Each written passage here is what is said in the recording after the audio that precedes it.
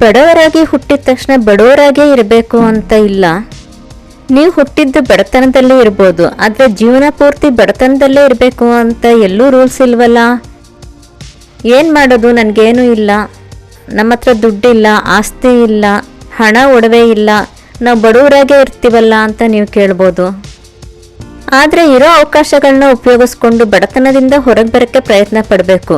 ಇಲ್ಲದೇ ಇದ್ರೆ ಜೀವನ ಪೂರ್ತಿ ಬಡತನದಲ್ಲೇ ಇರ್ತೀರಾ. ನೀವಷ್ಟೇ ಅಲ್ಲ, ನಿಮ್ಮ ಮಕ್ಕಳು ಮೊಮ್ಮಕ್ಕಳು ಇದೇ ರೀತಿ ಮುಂದುವರಿತಾ ಹೋಗ್ತಾರೆ. ಸಿಗೋ ಅವಕಾಶಗಳನ್ನ ಚೆನ್ನಾಗಿ ಉಪಯೋಗಿಸ್ಕೊಳ್ಳಿ. ಉದಾಹರಣೆಗೆ 2000 ಗೃಹಲಕ್ಷ್ಮಿ ಹಣ ನಿಮ್ಮ ಸಂಸಾರಕ್ಕೆ ಯಾವ ರೀತಿಯಿಂದನೂ ಸಾಕಾಗೋದಿಲ್ಲ. ಆದರೆ ಸರ್ಕಾರ ಆ ಗೃಹಲಕ್ಷ್ಮಿ ಹಣನ ನಿಮ್ಮ ಸಂಸಾರ ಪೂರ್ತಿ ತೂಗ್ಸಕ್ಕೆ ಆಗಲಿ ಅಂತ ಕೊಡ್ತಾ ಇಲ್ಲ. ನೀವು ಬಡತನದಲ್ಲಿದ್ದಾಗ ನಿಮ್ಮ ಸಂಸಾರನ ತೂಗ್ಸಕ್ಕೆ ಒಂದು ಸಪೋರ್ಟ್ ಅಷ್ಟೇ. ನೀವು ಸಣ್ಣ ರೈತರು ಅಂತ ಗೌರ್ಮೆಂಟಿಂದ PM ಕಿಸಾನ್ ಯೋಜನೆಯಿಂದ 2000 ಕೊಡ್ತಾರೆ. ಆದರೆ ಆ 2000ದಲ್ಲಿ ನೀವು ಬೀಜ ಬಿತ್ತನೆ ಮಾಡಬೇಕಾ, ಹೊಲ ಉಳಬೇಕಾ, ಕೂಲಿ ಅವ್ರಿಗೆ ಕೊಡಬೇಕಾ, ಯಾವುದಕ್ಕೂ ಸಾಕಾಗೋದಿಲ್ಲ. ಆದರೆ ನೀವು ಪೂರ್ತಿ ಕೃಷಿನ ಆ 2000ದಲ್ಲೇ ಮಾಡಲಿ ಅಂತ ಕೊಡ್ತಾ ಇಲ್ಲ, ನಿಮಗೆ ಒಂದು ಸಪೋರ್ಟ್ ಅಷ್ಟೇ. ಇದೇ ರೀತಿ ಗೌರ್ಮೆಂಟಿಂದ ಹಲವಾರು ಸ್ಕೀಮ್ಗಳು ಇವೆ. ಆದರೆ ಆ ಫ್ರೀ ಸ್ಕೀಮ್ಗಳನ್ನೆಲ್ಲ ಉಪಯೋಗಿಸ್ಕೊಂಡು ನೀವು ಮೇಲೆ ಬರಬೇಕಷ್ಟೆ, ಅದನ್ನೇ ನಂಬ್ಕೊಂಡು ಕೂತ್ಕೋಬಾರ್ದು.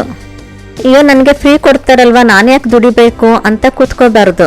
ನನಗಿನ್ನೇನು 30 ವರ್ಷ ಆಗೋಯ್ತು, 40 ವರ್ಷ ಆಗೋಯ್ತು, ನಾನು ಇನ್ಯಾರಿಗೋಸ್ಕರ ದುಡಿಬೇಕು, ಗೌರ್ಮೆಂಟಿಂದ ಬರುತ್ತಲ್ವ, ನಾನು ದುಡಿಯೋದೇ ಬೇಡ ಅಂತ ಖಂಡಿತ ಅನ್ಕೋಬೇಡಿ.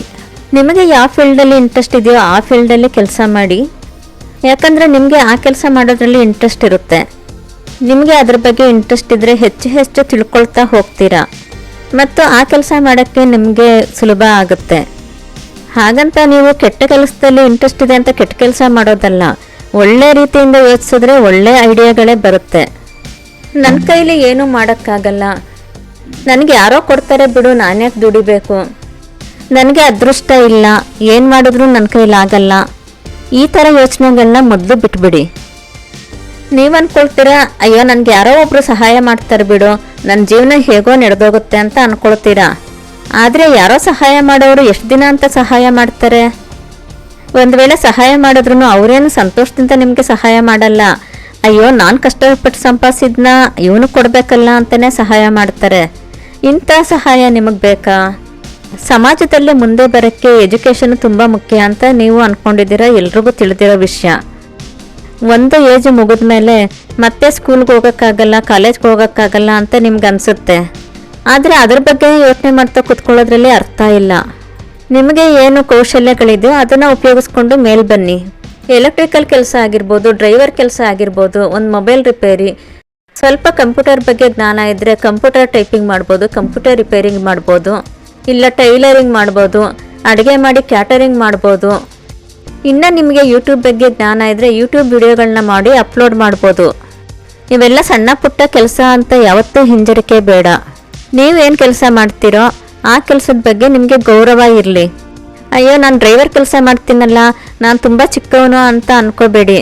ಆದರೆ ನೀವು ಕಷ್ಟಪಟ್ಟು ಕೆಲಸ ಮಾಡ್ತಾ ಇದ್ದೀರಾ, ಯಾರ ಹತ್ರನೂ ದುಡ್ಡು ಕದ್ದಿಲ್ವಲ್ಲ, ಯಾವ ಕೆಟ್ಟ ಕೆಲಸನೂ ಅಲ್ವಲ್ಲ. ಅದು ನಿಮ್ಮ ಪರಿಶ್ರಮಕ್ಕೆ ತಕ್ಕ ಪ್ರತಿಫಲ ಇದ್ದೇ ಇರುತ್ತೆ.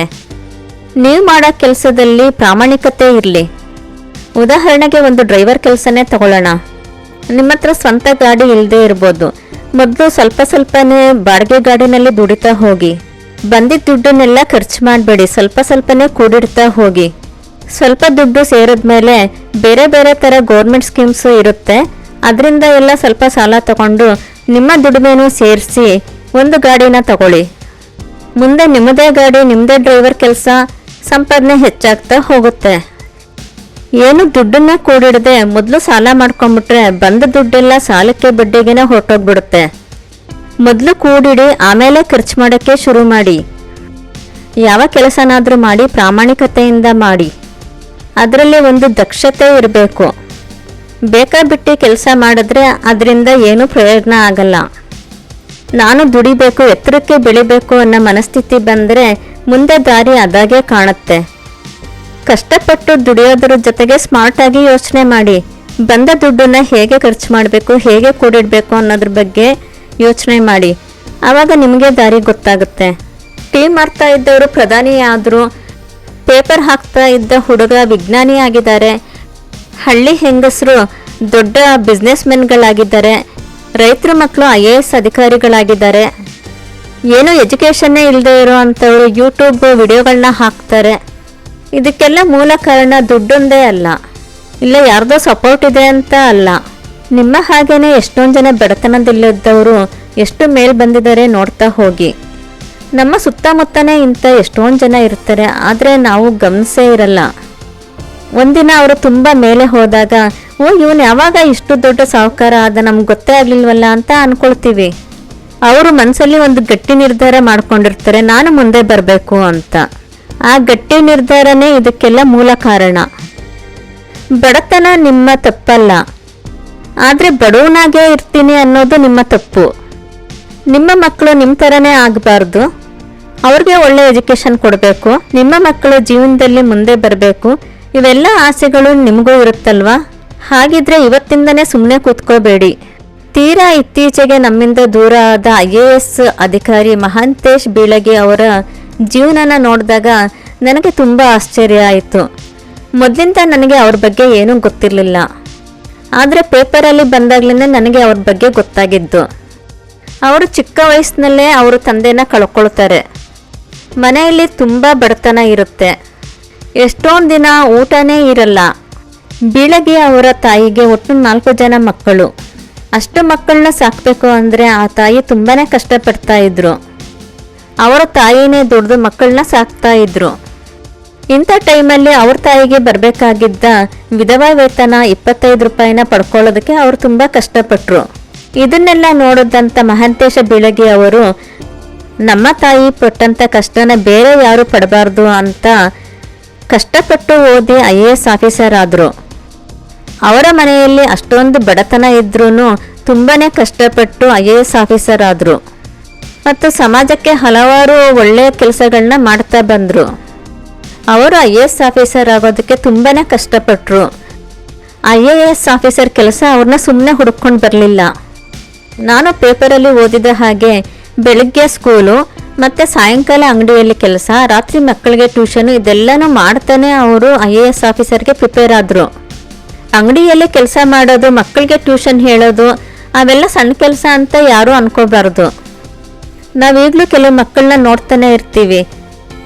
ಬೆಳಗ್ಗೆ ಮನೆಗಳಿಗೆ ಪೇಪರ್ ಹಾಕಿ ಓದ್ತಾನೆ SSLCನಲ್ಲಿ ರ್ಯಾಂಕ್ ಬಂದಿರ್ತಾರೆ. ನನಗೆ ಇಂಥ ವಿಷಯಗಳನ್ನೆಲ್ಲ ನೋಡಿದಾಗ ತುಂಬಾ ಖುಷಿ ಆಗುತ್ತೆ. ಯಾರೂ ನಾವು ಬಡವರು ಅಂತ ಬೇಜಾರು ಮಾಡ್ಕೊಳ್ತಾ ಕೂತ್ಕೋಬೇಡಿ.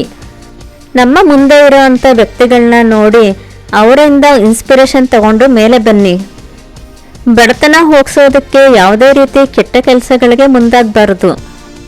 ಒಳ್ಳೆ ಫ್ರೆಂಡ್ಶಿಪ್ ಮಾಡ್ಕೊಳ್ಳಿ, ಕೆಟ್ಟ ಸಹವಾಸ ಬಿಟ್ಬಿಡಿ.